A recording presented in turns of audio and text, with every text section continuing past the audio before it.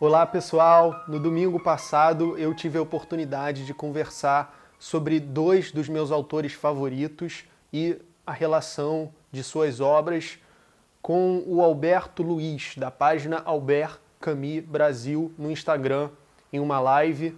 E como você já deve saber, um desses autores é o Albert Camus e o outro é o Ingmar Bergman, cineasta sueco que eu até tive a oportunidade de dar um curso sobre, além de fazer vários vídeos sobre ele aqui no canal esse ano. E foi incrível, a gente conseguiu traçar várias relações, tanto do pensamento do Camus com filmes do Bergman, assim como semelhanças biográficas e onde eles se encontram, como que os dois têm o absurdo, o sentimento do absurdo, a condição humana, a constatação da mortalidade como ponto de partida, a questão do suicídio, e como que eles vão trabalhar essas questões muito caras à filosofia existencial em suas obras, que são algumas das mais importantes do século XX para entender, para compreender a modernidade recente, o século XX, através da arte, a literatura de Camus, assim como o cinema de Bergman, são ótimas chaves de entrada. Agora, no nosso bate-papo, depois que o Alberto me mandou a gravação da live, eu percebi que há uns bugs esquisitos na imagem dele, provavelmente por causa de sua internet. Porém, o som está perfeito. Então, com relação ao conteúdo, a sua experiência não será afetada. Se você quiser só ouvir, também fique à vontade, porque eu acho que funciona perfeitamente. É isso. Muito obrigado. Vamos à live. Matheus, tudo bem? Tudo bem? Me ouve bem? Sim, sim, tranquilo. E você está me ouvindo bem? Tá tranquilo? Cara, eu confesso que deu uma travadinha, mas eu acho que é só de começo, assim. Acontece. É o carro pegando, pegando embalo para seguir. Beleza. Então, perfeito. Então, mais uma vez, né? Agora oficialmente, né? Boa noite a todos. Nossa live, o nosso encontro hoje tem um tema muito especial. Hoje iremos fazer um diálogo, uma intersecção entre dois grandes nomes do cenário cultural do Ocidente, do século XX.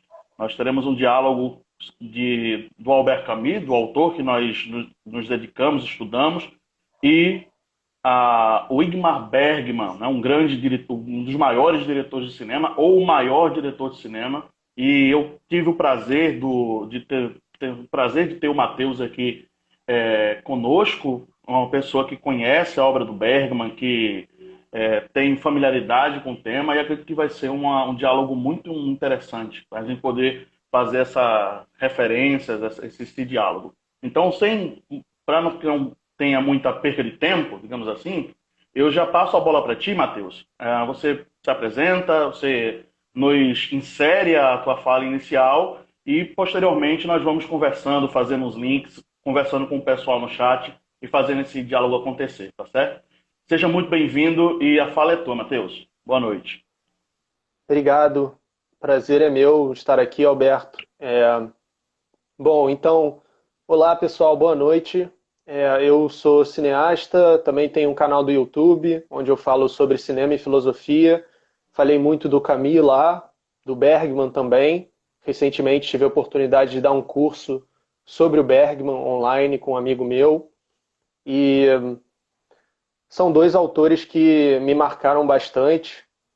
E eu gostaria de começar então apontando que os dois eles são não só extremamente atuais para o que a gente está vivendo hoje, o cinema do Bergman, a literatura do Camus, como também são ótimas chaves para entender os tempos recentes, assim, em termos de humanidade.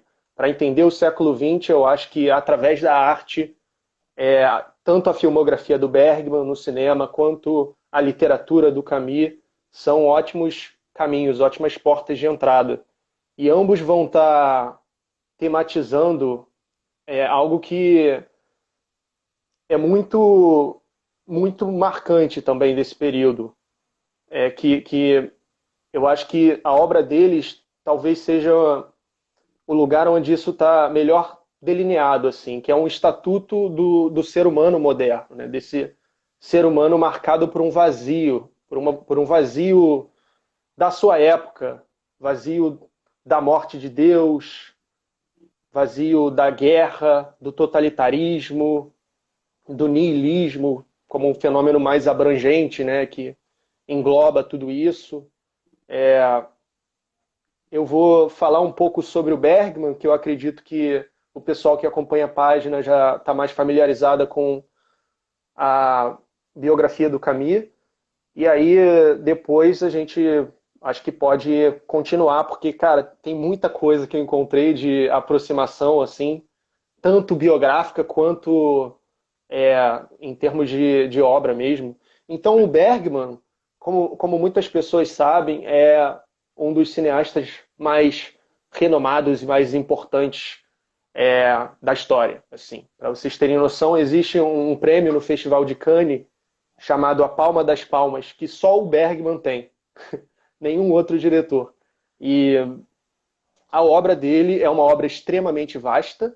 Ele começou a fazer filmes nos anos 40, na Suécia, fez seu último filme em 2003, fez mais de 70 filmes para o cinema, para a televisão, e a sua obra de teatro, que ele era também dramaturgo, é ainda mais vasta que isso. E, aliás, já adiantando algo, né, o Camus também é alguém que tinha uma afeição enorme pelo teatro, e o Bergman chega a ensinar a peça Calígula do Camus, no seu começo de carreira, que ele fala no Lanterna Mágica, sua autobiografia. Mas então, ok, o que poderia definir, né, o estilo do Bergman como diretor? Ele é o cineasta preocupado com a alma humana, com, se a gente pode colocar, né, de uma forma metafórica, assim, com a nossa experiência subjetiva, com a nossa busca por respostas, a nossa incomunicabilidade, o silêncio de Deus é um tema que vai atravessar a sua obra inteira, né? Essa busca por respostas e essa frustração com a falta delas, né, no mundo. E, e isso vai aparecer muito em filmes como O Sétimo Selo, que é um filme ambientado na Idade Medieval, na Era da Peste Negra, que tem um cavaleiro que questiona a sua fé e toda o que ele acreditou até então, né, ao voltar das cruzadas, e a morte chega, e a morte enfim, metaforizada, né, simbolicamente, ela é incorporada por uma pessoa interpretando, e tem aquela famosa cena, né, da cena do xadrez, mas enfim, tem vários momentos do filme que são extremamente caros à filosofia existencial. Tem uma cena no confessionário que ele vai buscar resposta para o padre e ele só encontra a morte ali do outro lado, né? A morte está sempre um passo na frente dele, mas esse é o filme mais famoso, talvez, mas existem vários outros também que são interessantes para essa interseção. Luz de Inverno, a trilogia do Silêncio, que são 3 filmes, né? Através de um Espelho, Luz de Inverno e O Silêncio, que vão também tratar dessas questões. Tem filmes que são muito dolorosos de assistir, angustiantes, como Gritos e Sussurros, que vai falar sobre uma mulher à beira da morte, que recebe as suas irmãs para ficar com ela, né, nesse momento difícil, mas uma é pior que a outra. Enfim, todas são pessoas. Cada pessoa, né, parece que o Bergman tinha essa visão, assim, que aparece em vários filmes. É como se fosse um universo isolado. E o encontro entre 2 pessoas é uma coisa extremamente rara, um encontro autêntico e harmônico. Enfim, esses são alguns dos principais filmes. A gente pode falar também em Fonte da Donzela, em Persona, que também é um filme muito, muito rico em diversos aspectos, para pensar a filosofia, a psicologia. E Fanny Alexander, que é um filme mais biográfico dele, né? Quer dizer, biográfico não estritamente, mas que ele incorpora vários elementos da sua infância. É um filme mais caloroso, sobre 2 crianças descobrindo o mundo e preenchendo com a imaginação que elas não entendem. Tem o cenas de um casamento, que aí ele vai cair bem em cima, bem diretamente nessa questão da dificuldade das relações conjugais. A vida pessoal dele também foi muito difícil. Ele teve 5 casamentos e 9 filhos. Era uma pessoa que não encontrava nenhum lugar que pudesse satisfazê-lo como a arte. Uma pessoa extremamente perturbada pelos seus demônios, que ele diz, né? Então ele estava sempre se isolando dos outros e sendo negligente com os filhos e indo para se fechando na sua ilha, né? Literalmente, porque ele chegou a morar numa ilha.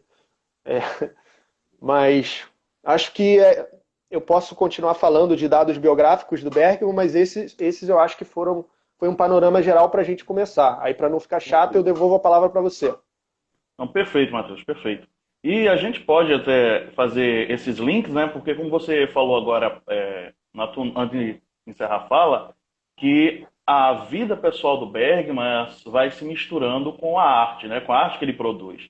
E com o Camus também, né? A obra do Camus é repleta de símbolos que remetem à sua biografia, às experiências que ele vivenciou durante a vida, né? A gente lê lá no prefácio de O Avesso e o Direito, né? Quando ele vai escrever o prefácio já mais maduro, e ele fala como o artista sempre está buscando as fontes, aqueles primeiros símbolos que ele encontrou na juventude, naquele despertar estético, para reafirmar as suas perspectivas diante da arte.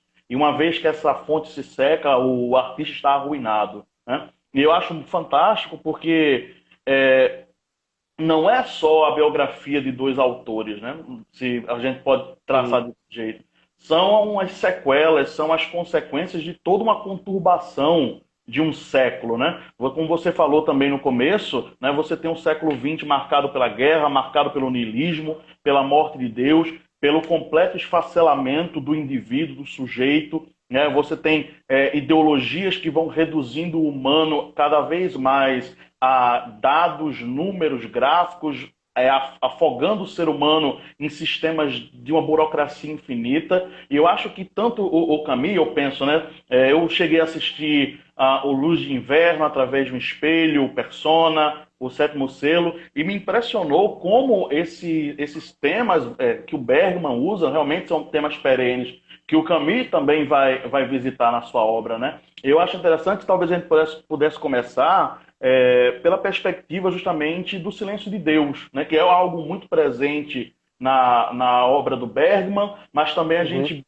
percebe no mito de Sísifo, por exemplo, inúmeras vezes que o Camus está dizendo assim, olha, nós estamos buscando, chamando, clamando por algo e não há retorno, né? É como se houvesse realmente uma barreira, um muro que nos impede. Acho que a gente poderia começar por esse caminho, né? Tratando sobre a questão da ausência da graça, né? Diante desse mundo esfacelado, né?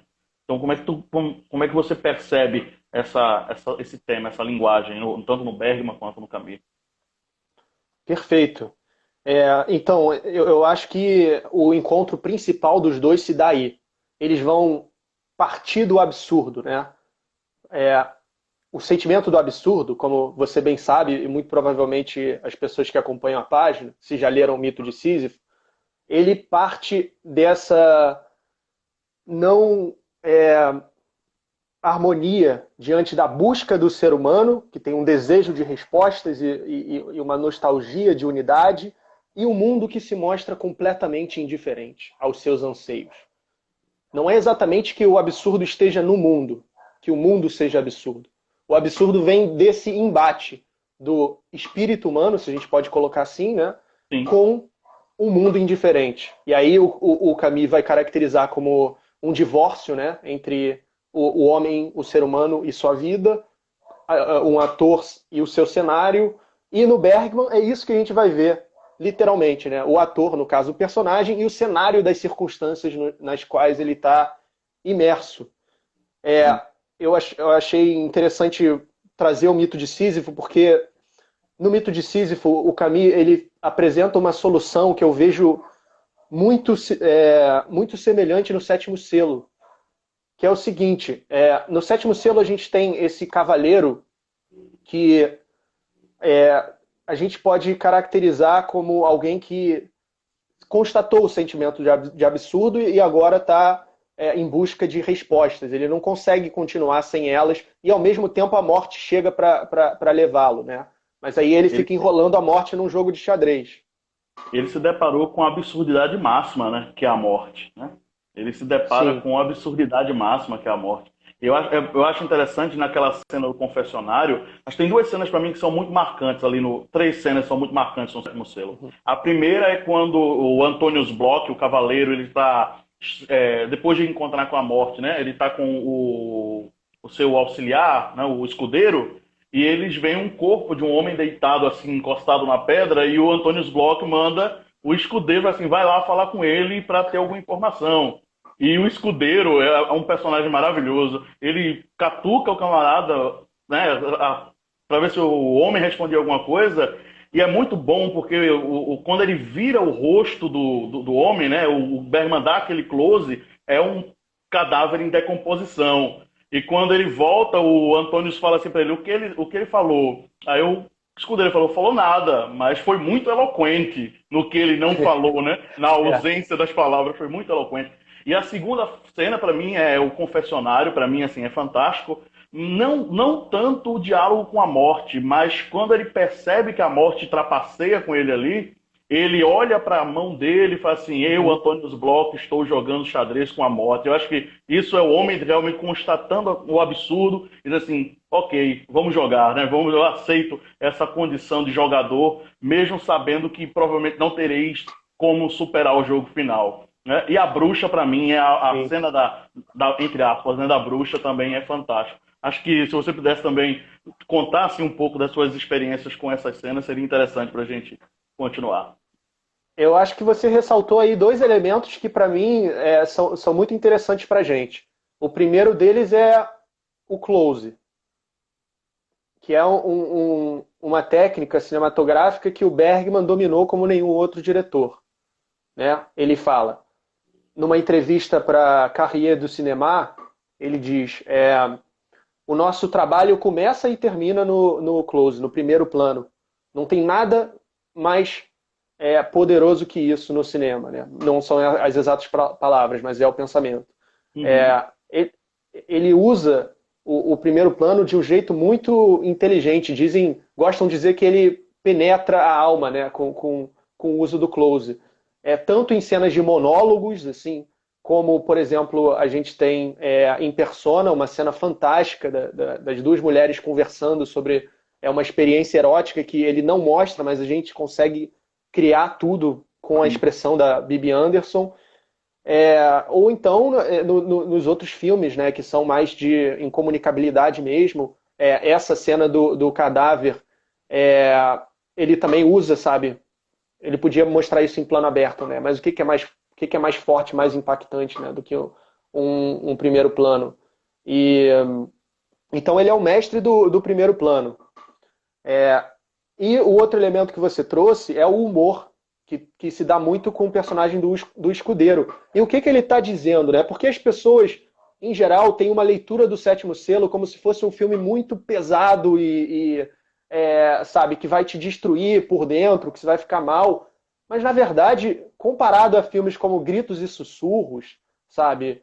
Ou, sei lá, A Paixão de Ana, é, outros filmes de Bergman que são realmente pesados, assim, o Sétimo Selo, embora trate de questões muito sérias, ele tem uma leveza. E aí eu vejo isso tanto no Escudeiro, que de certa forma sempre o contraponto, né, da angústia existencial do Antônios, tipo, a gente vai afirmar a vida mesmo assim, sabe? Porque sabe, a gente está numa aventura e é muito mais fácil levar as coisas com humor, essa parece ser a atitude dele. É quase Assim um como a dos. cinismo, né? Oi? Desculpa, é quase uma posição cínica, né? Assim, olha, essa é a realidade, né? Acho que essa é a realidade de morte, então vamos zombar, né? O último refúgio de um homem é a zombaria, pelo jeito, né? Que o escudeiro põe as coisas, né?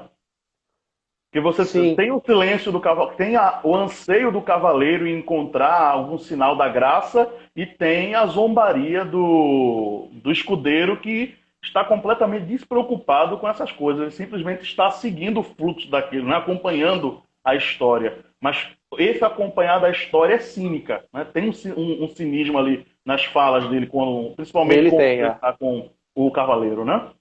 Sim. E existem outros personagens que eu acho que são muito, que trazem um contraponto também muito interessante, que para mim é muito próximo do caminho do mito de Sísifo, que são os personagens dos atores. O cavaleiro e o escudeiro, eles encontram os atores ali, né? É uma família de Uhum. atores. E o cara, o pai, ele é sempre ridicularizado nos bares, ele sempre se dá mal, se envolve em briga, mas ele está atravessando isso com uma leveza, sabe? Com um humor, né? Esse itinerário dos atores viajantes do mundo medieval, né? Sim. Pré-comédia dell'arte, assim, eu acho que isso me lembra, e não só isso, eles também são os únicos que sobrevivem no final das contas, os únicos que saem ilesos disso. E eles saem com uma serenidade, sabe? Reconciliados reconciliados não, porque nunca se divorciaram, né? Mas imersos na experiência imanente da realidade, ao passo que todos os outros foram levados pela morte. Sim, Isso, sim. pô, para mim é totalmente o que o Camus está falando lá no mito de Sísifo do ator e da multiplicidade de experiências, né? Como o homem absurdo, ele dá três exemplos. Existe o conquistador, em termos de guerra, Napoleão, Calígula. Existe o Dom Juan, né, em termos Sedutor, né? amorosos, múltiplas experiências amorosas, e existem os atores, que estão vivendo várias vidas. Então é como se eles estivessem levando a melhor, né, contra o absurdo. Uma coisa eu percebi na segunda vez que eu assisti o Sétimo Selo que eu não tinha percebido na primeira, que justamente é o ator que tem acesso à graça, né? Eu achei interessante isso, porque nós ficamos ali sempre acompanhando o desespero do Antônio, né? O desespero do cavaleiro em encontrar algum sinal. E eu acho isso de uma forma tão profunda que o Bergman ele explora, principalmente na cena da moça que vai ser queimada. É, mas é o ator, na simplicidade lá da vida dele, na carroça, que quando acorda tem a visão da Virgem. Né? O ator tem a visão e ele conta para a mulher, né? Diz, olha, acabei de ver a Virgem e ela passava com um menino e tal. E é justamente o ator que vislumbra a morte, a dança da morte no final. A esposa dele não. Né? O ator é como. E aí é um ponto interessante, né? Como se a linguagem artística tivesse acesso a certas percepções da realidade que o desespero oculta da maioria das pessoas, né? O desespero toma na maioria das pessoas. Eu lembro muito das palavras do Camus lá em Núpcias, né? E eu estava até conversando com o amigo Carlos Eduardo ontem, como tem um trechinho de As Núpcias que o Camus fala que quando ele for completamente, o corpo dele for completamente embebido no absinto e nos aromas e no mar, é aí que vai ser o momento de catarse da vida, assim, vai ser o momento da minha consumação, né? Como se a sensibilidade expressa na arte pudesse abrir portas que outras percepções da realidade se fecham porque elas estão desesperadas procurando um sinal, estão procurando uma resposta, enquanto o artista ele simplesmente está vivendo e expressando a vida na sua maior liberdade, ao ponto que também é uma cena muito bonita, que era um momento que o Antônio encontra a família dos artistas e a Uhum. esposa oferece leite e morango silvestre para ele comer. O morango silvestre. É. Hoje, se fosse hoje em dia, era o easter egg. O easter egg do morango silvestre. E é um contrapeso muito grande com a jornada do cavaleiro. Né? Como o artista, né? Como os atores, eles experienciam esse contexto de morte, de destruição e de sofrimento, e como a vida vai se revelando para eles de forma diferente, né? Porque, querendo ou não, se a gente for chegar ali em certos aspectos do mito de Sísifo, tanto quanto dos filmes do Bergman, como você mesmo já falou, você tem ali o choque com algo que é incomunicável, com algo que é posto para você sem a intromissão de algo que te explique. Uhum. Simplesmente a cena te é posta, né? E eu vejo também isso justamente no close, no cadáver, né, do rosto em decomposição, que ele fecha a cena em algo que não está comunicando nada, mas essa ausência de fala comunica muita coisa naquele contexto, né? A arte sendo a É. porta de entrada de acesso para essas percepções que normalmente o nosso cotidiano atribulado, desesperado, lotado, nos impede de ver, né? Nos tira essa visão, né? Sim, totalmente. É, caramba, cara, eu fiz tanta anotação, eu não sei se vai dar tempo de cobrir tudo que eu queria, mas Fica à vontade, vamos lá, vamos conversando. é, eu acho que vale a pena, para a gente não perder a oportunidade depois, Uhum, mencionar alguns encontros biográficos, porque eu achei isso muito interessante.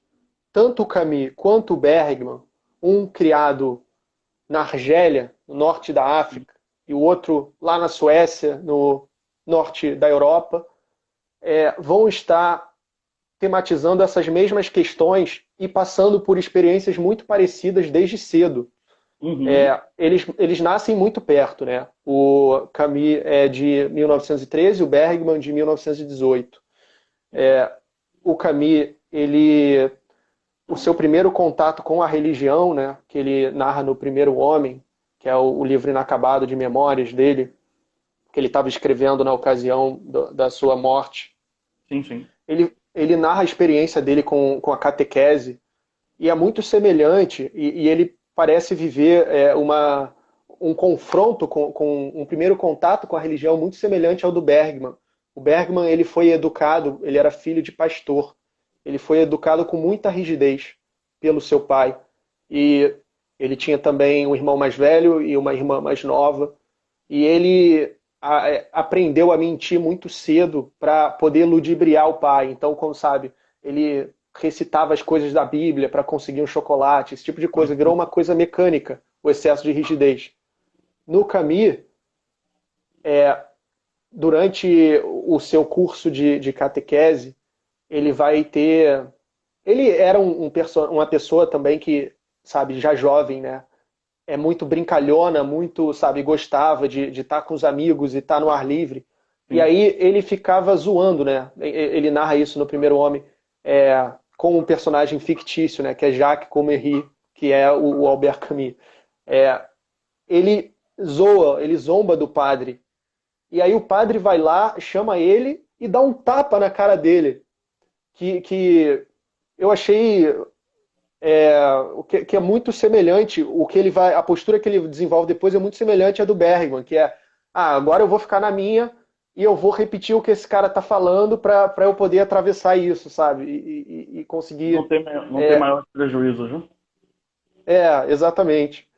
E, bom, e isso me leva a questões que eles vão estar sempre explorando, porque, bem ou mal, ambos declarados pessoas não religiosas têm uma relação muito mal resolvida com a religião, de uma maneira Uhum. geral, né?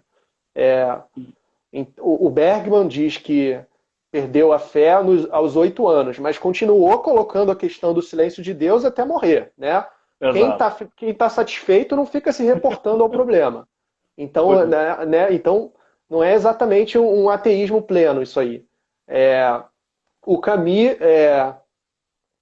ele tem essa coisa de viver mais ou menos numa posição intermediária, eu vou viver com o que eu sei e é isso, né? A metafísica, a caluniação, a adiação da felicidade para o mundo posterior é uma coisa que ele herda muito. A crítica a isso é uma coisa que ele herda muito do Nietzsche, do Sim. Kierkegaard, né? Autores que também foram muito importantes para o Bergman. E, e aí a gente vai ter filmes como O Luz de Inverno, onde tem um pastor que tem uma iluminação às avessas, né, que perdeu a sua fé, acha tudo uma mentira, uma hipocrisia, e aí um cara vai lá pedir conselho para ele porque quer se suicidar com um medo, né, uma paranoia neurótica com a questão nuclear. Sim. E aí ele piora a situação do cara que vai pedir consolo, sabe? Aí ele joga o seu próprio desespero, sabe? Olha, eu não sei o que eu estou fazendo, eu sou um padre horrível, eu sou um pastor horrível, eu já tive uma fé antes, há muito tempo atrás, aí o cara vai lá e se mata, é, e, e ele não faz nada com relação a isso, sabe? Se ausenta da responsabilidade, né? E aí, Não, mais pra frente, o personagem, ele tem um close lindo, assim, quando ele tá do lado da janela, que entra uma luz, a luz de inverno, uhum, e ele tem o, o seguinte insight, né? Deus, você me abandonou. Mas o próximo passo dele é diferente do passo do religioso, que é agora eu tô livre. exato. E aí ele começa a ter essa experiência imanente, mas ele continua preso, ele não sai da igreja. O filme termina onde começou, né, com ele fazendo um culto. Então aí a gente pensa no mito de Sísifo de novo, né, porque Perfeitamente, perfeitamente. o cara tá completamente insatisfeito, é uma repetição sem sentido que eu não acredito, mas é isso, né? É preciso imaginar Sísifo feliz, né? Realmente, acho que a gente pode até parar um pouquinho no Luz de Inverno, que realmente é um espetáculo. Acho que toda aquela parte inicial do filme, né, que o Bergman vai acompanhando a liturgia, né, os passos da liturgia, ele lendo lá o texto sagrado, pegando a hóstia, toda aquela cena asséptica, digamos assim, né, sagrada, santificada, se revela momentos depois um homem completamente destruído, né, completamente arruinado. E acho interessante que aí a gente pode pensar como também essa perspectiva do ser humano em fragilidade é própria desses dois autores. Né? Se você pega o Camus, você não vai ver em Camus a imagem de um homem onipotente, né? De um sujeito criador, demiurgo, com capacidades extraordinárias de deliberar sobre o bem e o mal. Você olha o mito de Sísifo e você vê um homem em conflito, um ser humano um ser humano fragilizado, diante de forças que ele não tem controle e ele tem que julgar ali qual é o próximo passo da sua vida. E eu acho interessante, justamente nesse ponto que tu tocou, que é o diálogo que o religioso tem com o homem, né? Porque ele fala para o homem, assim, olha, eu saí dos seminários tendo Deus como companheiro, né? Eu sabia de tudo aquilo de cor, né? E ele fala uma coisa que é muito interessante, ele diz assim, eu construí uma redoma para mim e para Deus e a gente vivia bem junto, até que a mulher morre. E quando a mulher morre, desmorona tudo, né? Aí como não lembrar do Camille dizendo assim, ó, cenários desabarem é coisas que acontecem. Né? Você está naquele ritmo, segunda, terça, quarta, quinta, a vida seguindo num ritmo repetitivo, sem muito sentido. Você está lá nesse ato mecânico, mas de repente alguma coisa rompe a fruição do dia e vem a lassidão e você pergunta, por quê? Por que eu estou fazendo isso tudo, né? E eu vejo muito isso nesse diálogo que o padre, que o religioso tem com o homem, porque é como você falou, Matheus, o homem vai procurando uma figura guia, né? Uma representação de um silêncio que o próprio indivíduo já estava passando, né? O homem que vai buscar o religioso, ele está sofrendo dessa ausência da graça divina, né? Ele não vê a perspectiva do amparo, da providência. Chega para o religioso também não tem. E ele está em crise, né? Está num momento de completa ruptura. E é interessante quando ele fala assim: eu sou um religioso, eu sou um pastor horrível. Porque eu devia estar guiando as pessoas para o reino do céu, mas nem eu mesmo sei qual o caminho disso, né? E é muito profunda essa relação, ao ponto que, como você falou, o homem sai da conversa com o religioso decidido a se matar. Porque buscou a resposta, ele já vivia na ausência do silêncio, né? Do silêncio da graça, e encontra um homem que devia ofertar a ele a luz, né? Deveria ofertar a ele uma razão, mas aquele homem também não a tem. Então ele vai, e é muito forte quando chega a notícia, e aí a gente pode também conversar, se você achar pertinente, a própria relação do religioso, do pastor com a mulher. né? Que é completamente fragilizada, é completamente desregulada, porque um busca no outro aquilo que é ausente. É algo muito forte. Acho que você colocar isso numa linguagem, né? Você tem essas imagens de conflito, você tem essas imagens de irredutibilidade e o indivíduo buscando, buscando, ao ponto que posteriormente eu gostaria até de também citar com um pouquinho de ênfase o último diálogo que o religioso tem com o Nossa, auxiliar da igreja, né? Então, vamos com calma, vamos com calma. Acho que a gente pode começar por esses caminhos primeiro, né? De chegar com o sacristão. sim. Qual que é o primeiro que você quer abordar? Sobre a questão, justamente, que a gente estava falando, né, do homem que vai buscar no pastor a resposta, o silêncio, perdão, a voz do que ele buscava, encontra nele um homem fragilizado também. Acho que é um primeiro ponto seria Sim. interessante. Como o Bergman e o Camus pensam esse ser humano em fragilidade, não o eu, um cogito onipotente, como era a tradição moderna da filosofia, né? Se a gente pode pensar dessa forma. Sim, eu acho que nesse filme a gente tem muito essa questão que é essa questão central, que eles estão partindo do absurdo não como fim, eles querem pensar o que fazer com a questão do absurdo. Aí o Camus vai chegar na revolta. E o Bergman, ele parece que vai ter uma redenção pela arte, como você estava falando no começo, né? Porque ele sempre se refugiou lá, né? Apesar de Uhum. todos os problemas da sua vida, é uma das filmografias mais invejáveis da história do cinema. Começou nos anos 40, fez filme em 2003, ganhou um prêmio que só ele tem, filmou, sabe, pô, enfim, diversos países diferentes. E eu acho que partindo daí, o Camus ele coloca a questão do suicídio, né, como, pelo menos no mito de Sísifo, como a questão mais importante da filosofia, né? Sim, Por que a gente deve viver, em primeiro lugar, né?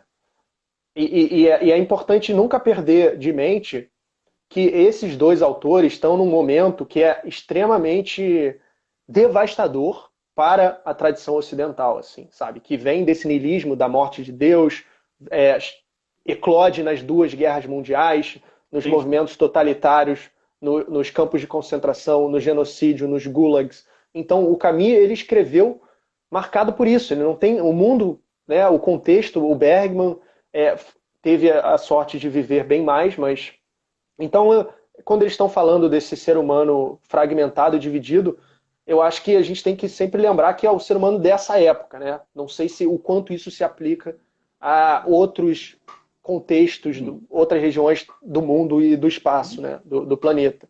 Mas, enfim, é, a resposta do Camus para o suicídio é que o suicídio é como jogar a toalha para o absurdo, né? A gente Exato. perde, a gente dá a vitória para o absurdo se a gente já. Então, ele tem uma atitude no mito de Sísifo que vai mudar quando ele chega lá no homem revoltado, né? Que, enfim, mas a atitude no primeiro momento é de quase que uma birra, né? De eu vou gostar da vida só porque você quer que eu não goste, né? Você me botou Exato. É aqui o para sofrer e desprezo, né? eu vou. É o Então desprezo é do muito Cid. esse caminho oposto, né? Do pastor que vai Uhum. reprimir tudo. Aqui a gente está buscando experiências, multiplicidade de experiências, né? Eu acho que a relação desses dois personagens do Luz de Inverno se dá muito por essa repressão, né? Que é um sintoma Uhum. de todo um desenvolvimento ocidental, que eu acho que o Nietzsche é o mais contundente a criticar, né? Dizendo que o próprio cristianismo é responsável por isso, quando ele Sim. seculariza, institucionaliza o sagrado e, enfim, dá margem ao surgimento da ciência moderna e ele diz que o cristianismo morre nas suas próprias mãos, né? Então, eu acho que e aí, agora já avançando um pouco mais, eu acho que Uhum. os dois vão ter uma posição muito semelhante na revolta, porque nenhum deles vai ceder a ideologias, né? O Sim. Camus, ele vai viver um isolamento intelectual até, né, na época do Homem Revoltado, porque ele não queria se filiar às ideologias que o Sartre e outros intelectuais da sua época estavam seguindo. Ele criticava o capitalismo, assim como ele criticava o socialismo. E o Bergman, ele também nunca quis se envolver com nada. Ele estava fazendo críticas muito sérias à guerra e ao totalitarismo em filmes como Vergonha, que é um filme sobre a guerra, é um dos melhores filmes, eu acho, sobre a guerra no contexto moderno. Também no Silêncio tem um background, um contexto de guerra com tanques pela cidade. Então ele está criticando muito isso, mas sem se apegar a o que o Camus chama de suicídio filosófico, né? Que é Exato. você pegar uma cartilha pronta, uma ideologia. E então, nesse sentido, os dois estão num lugar parecido, que é o da revolta, que é diferente da revolução, né? Porque o Camus, ele não aceita a violência. Não importa, sabe? Ele não acredita que a história tem um sentido teleológico. Então ele não tem como acreditar na promessa socialista, né? É.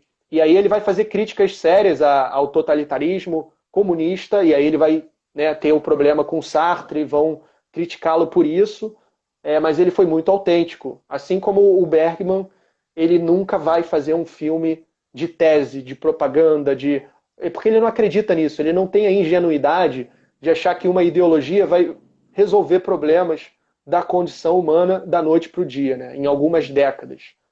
Tem um trecho do Homem Revoltado que eu acho muito interessante, já o caminho encerrando o livro, que ele fala que a revolta sem tudo pretender pode pelo menos tudo enfrentar, né? Essa atitude coerente, né, diante das questões. Porque esse é um ponto, né? Você pensa como... tem trechos que ele cita isso em algumas conferências que ele fez, por exemplo, aqui no Brasil, que é o Tempo dos Assassinos, que é uma conferência Uhum. que ele profere aqui no Brasil em 49, que ele fala justamente desse caráter de como a ausência de valores fez com que o Ocidente pendesse para uma necessidade de técnica. A técnica Sim, sim, sim. subverte o lugar do valor da vida humana, né? O Estado se torna agora o provedor do crime lógico, né? Do crime premeditado, não é mais crime de paixão. É um crime dado por relatórios, por fragmentos. E como não tem, e como não lembrar do Eichmann em Jerusalém, da Hannah Arendt, né? Que é um grande relato sobre como a eficiência e a técnica desvairada tornaram o mal algo banal. Sim. Né? É. Outra pensadora muito importante, né, para criticar justamente esse aspecto tão sombrio, né, que nos pôs em contato com esse lado sombrio, né, essa Sim, tendência nihilista, destrutiva. E é, o Camus, nesse sentido, ele se aproxima muito da crítica que o Nietzsche fazia, né, de olhar para isso, assim como ele olhava para o cristianismo como uma espécie de platonismo degenerado, a gente olhar para a tecnização e a ideologia de Estado totalitarista moderna como um cristianismo degenerado também, né? Vai descendo, vai cada vez. Primeiro perde o aspecto filosófico, depois perde o religioso, depois. sim. É, então, eu Tem acho que dois sobre pontos. isso, Acho que tem dois ele. pontos interessantes. Desculpa, assim, só para complementar o que Por favor. eu estava falando. Um dos aspectos é o finalzinho ali do Ovo da Serpente, que é magnífico, né? Quando o doutor ele começa a falar para o personagem, né? Assim, olha, o Hitler ele agora está tentando a revolução, mas ele vai falhar. Mas daqui a 15 anos, o acúmulo de humilhação, o acúmulo de dor, de uma geração inteira jogada ao nada, vai dar força para que este monstro se erga, né? Como se olhássemos o ovo da serpente contra a luz e percebêssemos já a formação do réptil, né? Percebemos o réptil se formando, né?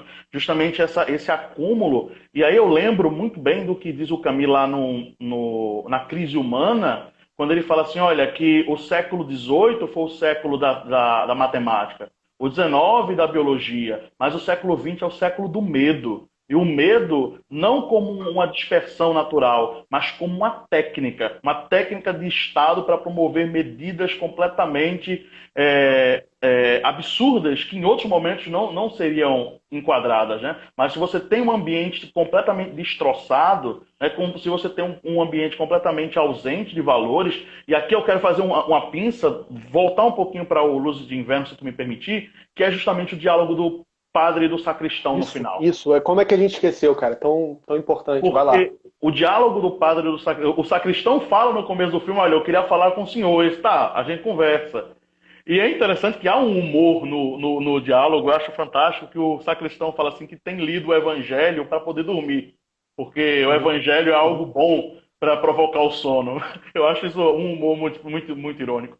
E ele fala justamente ao padre uma coisa que realmente eu assumo que eu nunca tinha pensado, que o sofrimento emocional, existencial de Cristo foi muito maior do que o seu sofrimento físico. Porque ele fala assim, olha, se você pensar direitinho, ele padeceu fisicamente 3, 4 horas. Eu padeço, diz o sacristão, fisicamente a vida inteira. Mas o Cristo presenciou o abandono dos seus discípulos, a rejeição do povo, e na cruz, quando clamou ao Pai, teve também o silêncio. A completa ausência de tudo o que era caro. E é muito interessante como a câmera vai mostrando o rosto do religioso, completamente em silêncio, emudecido, porque era a representação da fragilidade. Acho que o filme gira completamente nesse ponto. E aí completa com vai ter missa hoje, e o religioso vai ter missa. Acho que é fantástico essa forma como ele expressa e realmente, como não pensar no Sísifo, né? Não Sim. houve resposta, né? Não houve preenchimento da ausência, da fragilidade, mas ele volta para fazer o trabalho dele, volta a seguir o mesmo caminho, ele volta para o altar, mesmo estando completamente arruinado. Ele segue. E a mensagem do sacristão, o questionamento do sacristão, também é muito semelhante a algo que ele diz no Homem Revoltado, por essa questão do desespero de Cristo, né? Eu acho que eu tô com a passagem aqui, cara, que eu estava separando algumas, se tiver a oportunidade. Por favor, fique à vontade. De ler rapidinho. Fique à vontade. Porque tem tudo a ver com isso que você está falando. Ó. No Homem Revoltado, ele diz o seguinte, na página 97 dessa edição da Record, que é a mais recente, Para Nietzsche, como para Tolstói, o Cristo não é um revoltado. O essencial de sua doutrina resume-se no consentimento total, na não resistência ao mal. É preciso aceitar o mundo tal como ele é, recusar-se a aumentar a sua desventura, mas consentir em sofrer pessoalmente o mal que ele contém. O reino dos céus está imediatamente ao nosso alcance. Ele nada mais é do que uma disposição interior, que nos permite colocar os nossos atos em contato com esses princípios e que nos pode dar a beatitude imediata. Não a fé, mas as obras. Eis, segundo Nietzsche, a mensagem de Cristo. Depois disso, a história do cristianismo não foi mais do que uma longa traição dessa mensagem. Então tem tudo a ver com que o sacristão está questionando ali. Cara, e se o desespero, o sofrimento maior de Cristo fosse a constatação da possibilidade muito real de que ninguém tivesse entendido a sua mensagem? Exato. E aí a gente tem 2000 anos de deturpação da mensagem, né? Sim, sim. E isso me faz... Isso é uma coisa que... É fantástico. Por isso que eu acho que a virada nietzschiana na filosofia, né, que vai se desdobrar em obras muito importantes como a do Camus, é algo que foi realmente paradigmático, cara, sabe? Eu acho que vai ficar como uma coisa que...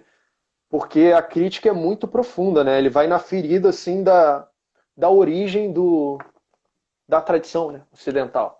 E é importante ressaltar, só de observação, que quando Nietzsche ele critica tanto o cristianismo, ele não está criticando, portanto, a fé autêntica de um indivíduo cristão necessariamente, né? Desde que ela seja instaurada. É muito mais esse, essa caluniação do mundo da vida, né?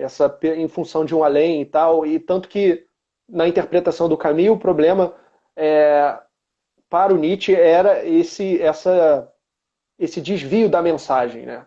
É, É a ponto que ele ele tem vai muito mais criticar Paulo, problemas né? com o Paulo, né?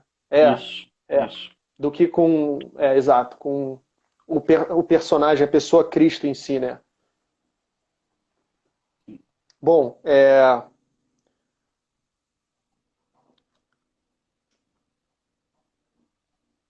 o que mais a gente pode abordar? Ah, Deixa tem eu, algo Fala, por por favor. favor, eu vou pegar alguns comentários aqui do chat, mas você pode terminar, porque é o tempo que eu estou pescando aqui o que o pessoal está falando, para a gente poder jogar na roda também. Perfeito. Eu ia falar também do filme Fonte da Donzela, que é um filme também ambientado no mundo medieval, que é basicamente um homem cristão que tem filhas e uma família próspera, né, camponês, e certo dia a filha dele é brutalmente estuprada por três homens no caminho para uma igreja. E aí depois ele recebe esses homens em casa, por acaso, trata eles muito bem e depois descobre que eram os assassinos e estupradores da filha. Aí esse homem cristão e bom vai lá, mata brutalmente os três. Inclusive um deles era um adolescente que ele pega e joga numa prateleira. Não, Então, é. E antes dessa cena, tem uma cena que eu acho que é a mais bela de toda a filmografia do Bergman, que vocês podem pesquisar aí no YouTube. Aliás, no meu canal eu falo, só jogar lá, Matheus Benites Bergman ou Camus, que vai aparecer esses vídeos que eu estou mencionando, mas na Fonte da Donzela tem essa cena onde ele vai pegar um pedaço de árvore para prender a porta onde os caras estão, né, na casa dele. E aí tem esse belo plano que ele está lutando contra a natureza, né? Ele está tentando tirar o galho e para mim é a revolta metafísica isso, sabe? uhum. É, como é que, sabe, Deus pode ser bom, né? Me recompensando assim, a minha filha que é completamente inocente, mas depois ele vai se reconciliar com Deus no final, ele vai se arrepender, vai fazer uma promessa de construir uma igreja, o que Uhum. traz essa questão absurda, né? Que é muito importante para uns autores religiosos como Kierkegaard, né? Sim, Que no Kierkegaard, segundo Camus, Deus é igual a absurdo, né? Você não tem que crer porque faz sentido, você tem que crer porque é uma dificuldade, é um esforço, né? A fé, o salto de fé. E eu acho sim. que o Bergman incorpora totalmente isso no filme. É, o Daniel ele falou aqui no chat uma coisa bem interessante que a gente pode até complementar um pouco. Ele falou assim: acho muito Bergman a passagem da queda em que o Clement afirma que o Cristo se sentiu culpado pela morte das crianças perseguidas por Herodes. Essa questão sempre me chamou muito a atenção. E realmente é um dos trechos da queda que é absurdo. Você vê o argumento do Clement e vê assim, olha, as crianças morreram porque o Messias nasceu. Era a justificativa, né? Mostrando que nem ele mesmo era totalmente. Até ele mesmo carregava certa culpa. Né? Acho que é uma coisa que Sim. vai se conversando. E eu acho que a gente pode até pensar na própria relação das irmãs em persona. Persona não, perdão. No silêncio. Né? Que existe uma tensão muito forte ali entre as irmãs, né? A todo momento, uma está buscando a outra, mas as relações estão sempre em atrito. Uma está querendo machucar a outra, ferir a outra, enquanto a gente espera que elas se reconciliem, né? No fundo, né? Parece que existe uma carga de culpa na relação ali entre as duas que não consegue ser solvida, né? No silêncio que há entre elas, né? Sei como é que tu percebe, Matheus, assim, esses trechos assim do silêncio. Seria até interessante te ouvir um pouco sobre. Beleza. Só voltando rapidinho ao Daniel, que é um amigo meu, também é grande entusiasta da obra do Camus. Ele coescreveu comigo a adaptação da Pedra que Cresce, que eu vou dirigir para o Maravilha. cinema. E a gente está sempre discutindo. Mais recentemente, a gente tocou num assunto de que o Camus ele já tem, ao mesmo tempo que ele faz todo esse lado mais revoltado, assim, né, que é o que ele é mais famoso, do mito de Sísifo, do estrangeiro, né, que tem o personagem do Meursault. É, há também em textos, né, como esse da Núpcias, Uhum. uma, um certo fechamento desse divórcio, né, nessas passagens de reconciliação do ser humano com a Terra.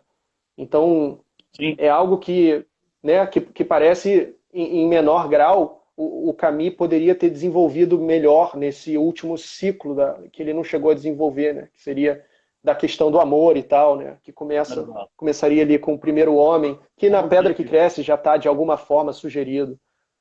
Mas sobre a questão do silêncio, Uhum, por favor. esse filme ele é um exemplo muito bom para pensar a questão da incomunicabilidade, que é um tema muito caro ao cinema moderno. Vai aparecer muito no Antonioni também, no Godard.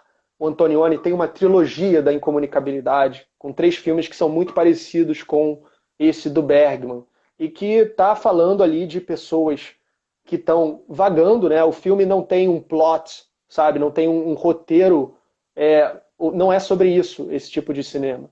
É muito mais sobre a não ação, sobre o vazio, sobre essas personagens deambulando, vagando pela cidade, com os tanques de guerra passando. Então, é um estilo de vida, né, muito marcado por isso, assim como a obra dos dois.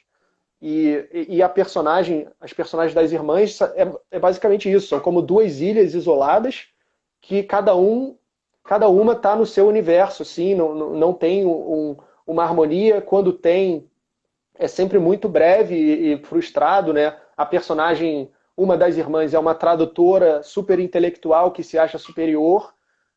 A outra é uma pessoa que parece ser completamente vazia, que fica buscando relações aí, né? Sim, Que não levam a muito lugar. Tem aquela cena que ela vai ao cinema muito forte a cena. e retorna com o cara pro hotel. E ao mesmo tempo, nesse filme tem a criança, né? Que o filho dela, né? Que diz muito sobre a relação do Bergman com a mãe dele, que era uma relação muito difícil também no sentido de ser um morde e assopra, ser uma coisa que não era, ele não obtinha o afeto tão facilmente, né? Às vezes sim, às vezes não. E aí a criança tá lá, ela desenha os demônios, né, no papel, assim, é uma coisa, um detalhe que eu acho muito interessante, sabe? Caramba, sabe? Ele vai virar um Bergman, esse cara. Mas então é mais ou menos por aí, eu acho, que esse filme é, ele não apresenta uma solução, mas ele Sim. diagnostica muito bem o problema, né? Ele é cirúrgico nesse sentido, né? Apresenta o vazio dessas relações. E Que é muito, Matheus, só para complementar justamente esse seu raciocínio, que é muito o que o Camus pensa sobre a obra absurda, né? Ele vai dizer lá no Mito de Sísifo que a obra absurda não tem um compromisso de revelar nada. uhum, Ela está mais ao aspecto da própria descrição do fenômeno, né? Então, você tem ali cenários que estão te comunicando, mas sem a necessidade de te dar uma revelação, né? Parte do o entendimento vai variar da bagagem que você carrega das suas próprias experiências, né? Eu lembro, tem um trecho muito bonito do Mito de Sísifo, que o Camus fala, olha, eu conheço as verdades que a sensibilidade me demonstram. Né? Se eu passar a mão na casca de uma árvore, eu vou sentir a sua rugosidade e vai estar ali uma verdade. Né? O vento, o mar, as coisas que me cercam me transmitem sim, uma verdade, mas não uma revelação, não um entendimento como a nostalgia humana deseja. Ela vai me transmitir um cenário, e esse cenário se comunica comigo seja naquilo que ele me furta o entendimento, né? Quando ele fala lá que ele poderia passar o dedo sobre toda a extensão da Terra, e isso não revelaria a ele muito do que já não está lá. Né? Enquanto a razão, enquanto aí você entende, pelo menos eu compreendo assim. Eu tenho alguns amigos que têm uma percepção um pouco diferente, mas eu entendo como o Camus vai compreendendo a figura de Deus como esse grande fundamento da razão que pretende revelar tudo, né? Que pretende esclarecer as coisas que estão ocultas, como vai dizer lá o apóstolo, né? Que hoje nós vemos como um espelho embaçado, mas quando vier o perfeito, tudo se revelará. O Camus, não, olha, a razão não tem ferramentas para tudo isso. Né? Eu percebo aquilo que eu sinto. E eu vejo muito isso nos filmes do Bergman, como ele está apresentando cenários, e esses cenários podem ter coisas que te comunicam o que é, mas também ele tem coisas que você tem que Uhum. experienciar aquilo para poder acessar. Né? Acho que tem. Isso eu vejo muito, perdão, já para poder você falar também um pouco, através de um espelho. Acho que também existe muito dessa forma de assim, ele está te mostrando cenários, ele está te mostrando relações, ele não está te explicando muito bem a anterioridade daquelas coisas. Ele está te Uhum. apresentando e você vai receber aquelas informações. Né? Você vai perceber com a sua bagagem. Porque eu acho que a percepção de uma relação familiar entre alguém que tem uma estrutura familiar estável é uma, com alguém que tem uma estrutura familiar fraturada é outra. E as percepções são únicas dentro da subjetividade. Né? Sim, total. É um cinema que está sempre deixando para o espectador completar. Eu falo isso, parece uma coisa bonitinha e tal, mas é sério. Uhum. O Bergman, ele, tipo, os filmes eles não têm, sabe, uma mensagem pronta assim, que é o que o Camus critica como o romance de tese, né? Isso de Sim, fazer uma obra que, oh, tem aqui pronto para você. O Bergman é completamente aberto nesse sentido, mas dramaturgicamente, né, ele coloca questões que são essas, né, que são talvez as mais importantes no sentido de subjetividade humana. E sim, a gente não pode, Alberto, fazer uma live sobre Bergman e Camus e não falar sobre a peste, sim, especialmente em pandemia. sim. Eu Vamos lembrei lá. agora que é uma das coisas que eu mais queria trazer, mas Por assim, favor, fique à vontade. o Bergman ele faz o sétimo selo, ele está sempre falando da fragilidade da condição humana, né, em termos corpóreos. A gente tem direto essa colocação do corpo, é, né, de como algo que é um cadáver já em potencial, né? E ali na peste, o Camus ele está trazendo algo que assolou a humanidade em várias épocas diferentes, né? Sim, Uma das principais é essa do sétimo selo, da peste negra, né? Especialmente com o Estatuto da Medicina na época. E outra é o que a gente está vivendo agora, né? Que é tipo um ataque também no ego, né, do contemporâneo nesse sentido de, sim. sabe, olha como que a gente ainda é frágil diante da natureza, né? Com tudo isso, né? Com tudo isso que a gente cria. Olha É, como que, então eu acho que, mas tem outro elemento na peste que aí eu faço também uma referência com o que você estava falando do ovo da serpente, que é essa metáfora para a guerra, né? Essa metáfora para a peste como sendo o nazismo, a peste sendo isso que você falou, que ficou nas sombras, no subterrâneo, não sim, conseguiu dar o golpe antes, mas daqui a uns anos conseguiu sair para a superfície e agora está contaminando todo mundo, né? E a peste ele escreve logo depois, no imediato pós-guerra, e é um consenso, né, a interpretação assim de pessoas que leem a peste de que ele está também fazendo uma alusão a isso, né, a como que sim, sim, sim. é o mal que está, sabe, o mal tanto o mal humano como o mal natural, cara, que sabe que vai estar sempre aí, que a gente não é uma ilusão o conforto, né? Essa Exato. fina camada em cima do verdadeiro dono que é a natureza, que é algo que nos arrebata por completo, né? Exato. Eu fico pensando, e você falando, eu me lembrei, tem no finalzinho do capítulo lá do Muros do Absurdo, que o Camus vai falar, né, que a nostalgia humana, o irracional e o absurdo são os três personagens do drama humano. Né? E a Peste é basicamente o cenário que se comunica através disso. Porque eu acho interessante, uma vez eu estava falando também com amigos, que é interessante como o Camus ele aproveita os primeiros momentos do livro, da Peste, para nos mostrar como é a cidade. Acho isso muito interessante, no sentido narrativo, né? Porque ele poderia começar muito bem no meio do caos, no meio da morte já, com as coisas acontecendo, mas não. Ele opta em nos mostrar como é que é o cotidiano daquela cidade, né? Como é que Orã é uma cidade extremamente comum, é uma cidade moderna, onde as pessoas vivem freneticamente, onde as pessoas vivem antes de pensar, como diz o Camus, né? Aprendem a viver antes de aprender a refletir.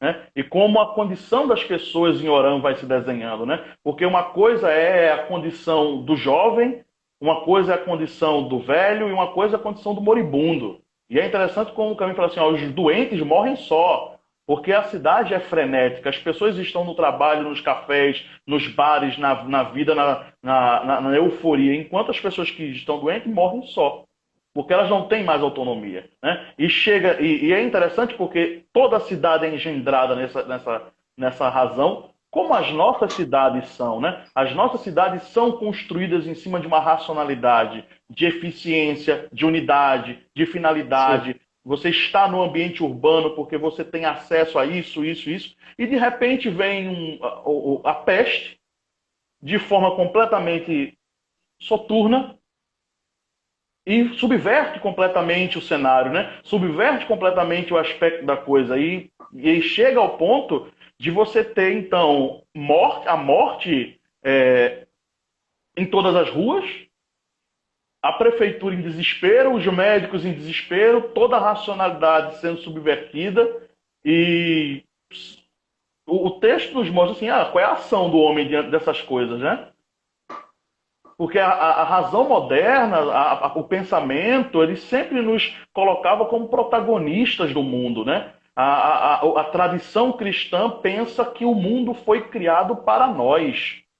E é muito bonito pensar que, poxa, todo este mundo, em sua complexidade, foi algo feito por uma razão superior para que eu vivesse nele. Só que quando a gente percebe os movimentos do mundo, as coisas não são tão pacíficas quanto essa narrativa de privilégio humano nos apresenta. Nós estamos há mais de um ano em um cenário caótico tal quanto a peste. Ironicamente, estamos com duas pestes. A peste biológica e a peste autoritária. Veio o combo, como diz, a desgraça veio em combo nesses últimos anos, né? Sim. E eu puxo também uma coisa, uma cena que é muito marcante no Sétimo Selo, que é o dos flagelados. É. Dos flagelados. Né? Se puder falar um pouco sobre essa cena para nós, ficaria muito grato.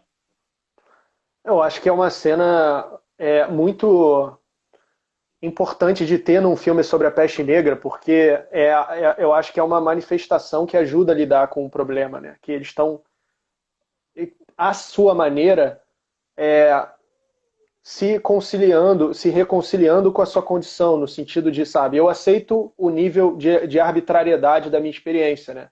Eu aceito Uhum. e é uma forma ritualística, né? E com uma dimensão artística muito acentuada de afirmar isso, né? E não perder a fé, né? Num sentido muito kierkegaardiano, né? Muito é, de Abraão, assim, sabe? De, cara, o contexto que eu estou inserido é absurdo, eu não mereci, mas, sabe, eu vou abordar isso como uma aprovação, eu vou, sabe, abordar isso como tá além da minha compreensão, né? Por isso, absurdo, né? Sim, sim.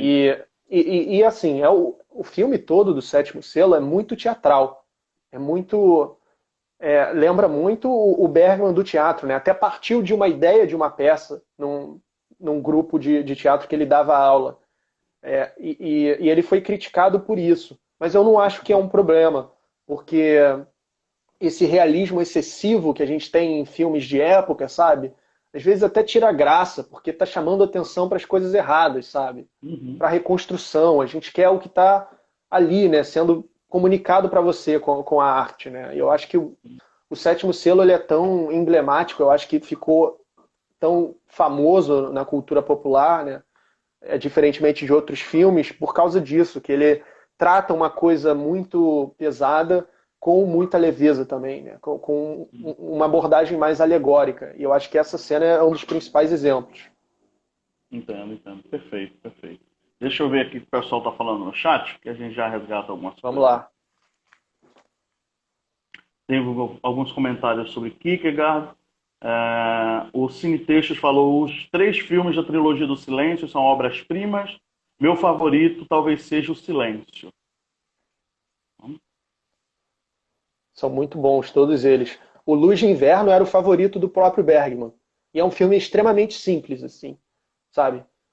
Eu acho isso fantástico, sabe? Ele podia pegar Fanny Alexander, vários outros que são muito mais difíceis de fazer, mas o Luz de Inverno. E é um filme que funciona tão bem, sabe? Tão simples, funciona tão bem. Sim. O Silêncio Carlos também, né? Eduardo, Silêncio, sim, sim. O Carlos Eduardo ele falou assim: em Kierkegaard há uma reminiscência do grito atribuído a Tertuliano. Credo, que absurdum est. Uhum. Eu acho que talvez tenha sido Tertuliano o verdadeiro iniciador dessa tradição da filosofia existencial religiosa, né? Que eu acho que na modernidade o Kierkegaard talvez seja o principal representante, né? Mas ele herda muito isso de Pascal também, que foi um intermediário aí, né? Que tem a sua famosa aposta de Pascal, né? E A eu acho própria que tese tem tudo a dele ver. lá, Santo Agostinho, né? A própria tese dele, Santo Sim, Agostinho. sim, o Agostinho também. E o Camus escreveu sobre o Agostinho com muito interesse, né? O Nós de Nael, ele falou, ele comentou, né? A religião para Camus é uma justificativa da existência do mal do mundo e Camus tinha horror por um Deus que assassina crianças como Deus cristão, né? Comentário aqui do. Eu acho que é interessante porque remete muito ao diálogo do Rie com o Panelu, Sim, o né? Panelu. Com a morte da criança, né? Que é o filho do juiz. E o Panelu tenta, de alguma forma, atribuir, né, tentar ainda colocar na irracionalidade um aspecto, uma face do divino, né, da incompreensão. Nós não vamos alcançar a totalidade da razão divina, por isso essas coisas acontecem. E o Rie fala assim: não aceito uma criação onde as crianças são Uhum. torturadas, né? Acho isso Que muito forte. o Camus herda muito do Dostoiévski isso aí também, né? Porque o Uhum, Dostoiévski colocou essa mesma questão nos Irmãos Karamazov, né? Que é, sim. tem essa questão também das crianças né? Pô, um Deus de um mundo onde crianças, bebês são inocentes, são mortos, é um mundo, sabe? Que Deus é esse, né? Uhum. O Thales Macedo falou assim: não vejo Deus em Kierkegaard como um absurdo, sim, mas afirma com o absurdo camusiano a relação com Deus. E o trabalho com Kierkegaard, ele não entende muito essa relação. Ah, Quer que eu elabore? Camus mostra a realidade da existência. Por favor, se fica à vontade. Ele termina assim numa pergunta, né? Os filmes de Bergman chegam a uma possível aporia? Eu acho que ele está muito mais perto de uma aporia do que de uma resolução concreta dos problemas, assim, sabe? São filmes abertos, assim, nesse sentido. Ele não apresenta uma solução, ele só joga os problemas, que já é grande coisa, porque vários filmes aí não estão fazendo isso, né? Mas E é eles. estranho, Matheus, é estranho, e também seguindo um pouco do que você está falando, de pensar como o nosso tempo, né, nosso cotidiano é averso a esse tipo de coisa, porque hoje, e você que trabalha com o YouTube, com certeza sabe muito bem, lança qualquer coisa na internet, chove trends, chove explicações sobre, entenda o final de, Pois compreenda o é. que não existiu em lá, olha, entenda o que fulano tentou dizer com aquilo. E quando É, a gente pega esse tipo de obra, eu atribuo, né, essas obras que têm esses temas existenciais, não tem essa não tem. preocupação da resolução. Ela está expondo o incômodo, né? Está expondo a absurdidade, né? Por isso eu penso como a gente consegue olhar os filmes do Bergman, eu particularmente, foi a minha primeira reação, como aquilo que o Camus tinha como a obra absurda, né? Essa tentativa de descrever o fenômeno, mas sem se preocupar com o amanhã, né? Sem se preocupar Ele, em dar a solução final é, dos argumentos. que aí você cai na obra de tese, né? Que ele critica no próprio mito de Sísifo, né? É, tinha uma questão ali que acho que foi o Tales, né, que colocou do Kierkegaard, a Uhum. questão do absurdo. Eu vou falar só brevemente sobre isso, Fica à se eu não me vontade. engano, é uma própria interpretação do Camus no mito de Sísifo, onde o Kierkegaard é o filósofo mais citado, Sim.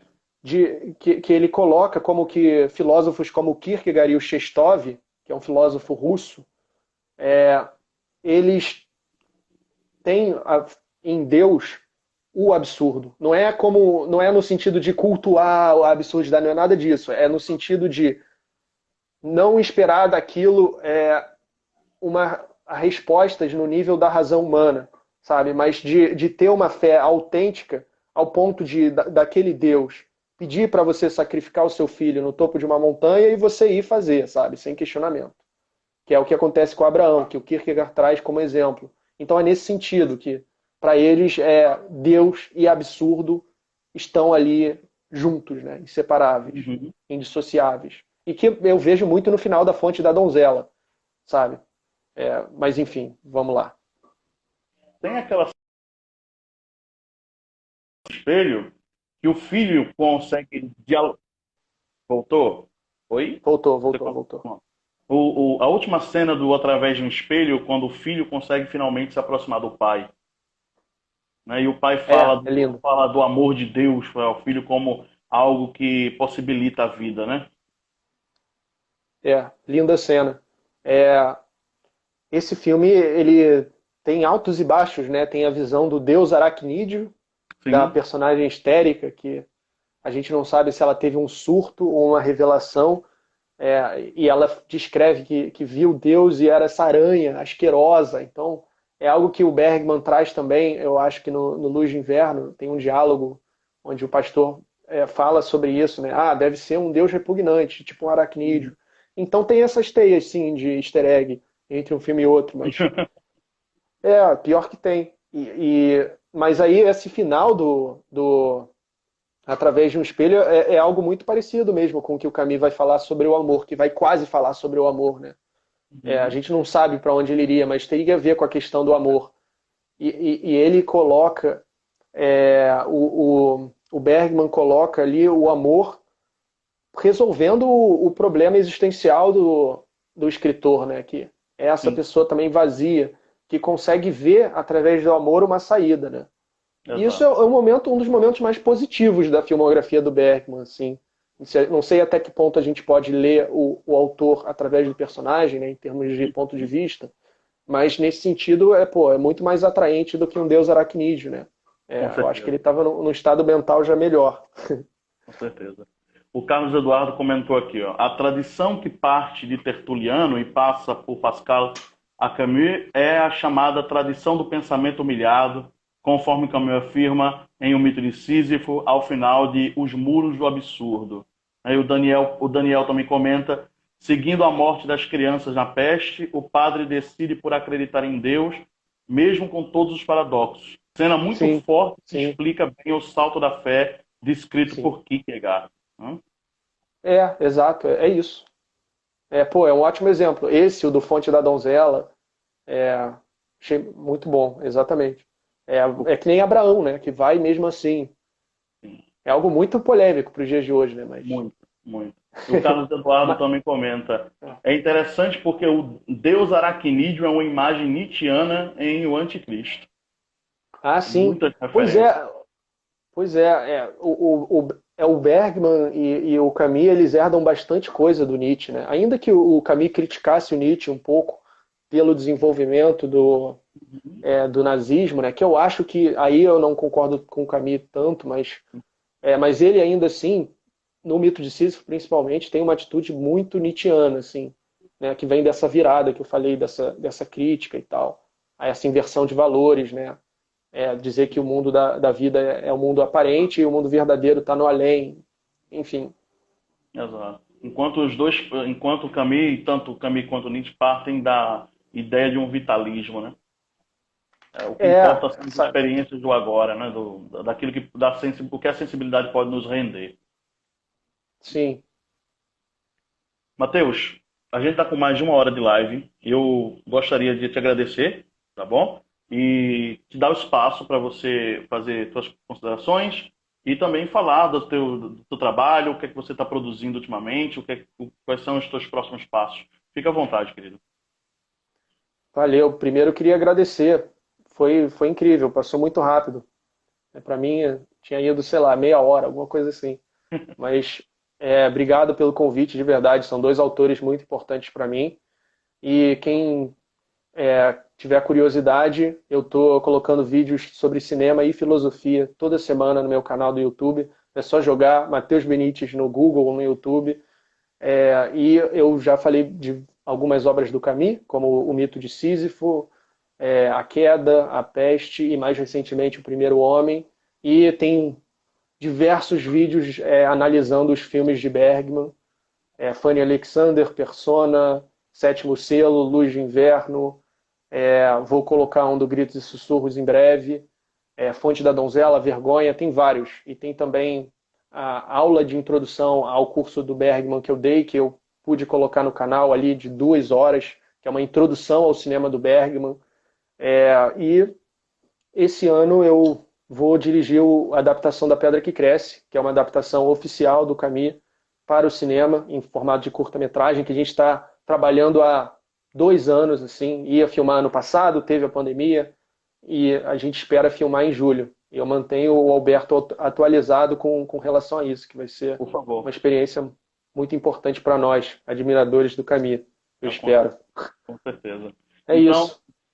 eu agradeço a você mais uma vez, Matheus. Agradeço a todo mundo que ficou conosco aqui nessa conversa. A live vai ficar salva para quem quiser assistir, quem não pôde assistir tudo, assiste depois. E continuem aqui no nosso canal, né, na nossa página, porque é um prazer sempre poder dialogar sobre o autor, sobre esses autores. E futuramente, com certeza, teremos, Matheus, se você tiver disponibilidade, outros diálogos acerca dessas duas obras, esses dois pensadores, esses dois artistas, né, que são profundos, tá? Agradeço mais uma vez a você, agradeço a todo mundo e boa noite e bom início de semana para todos, tá? Um abraço.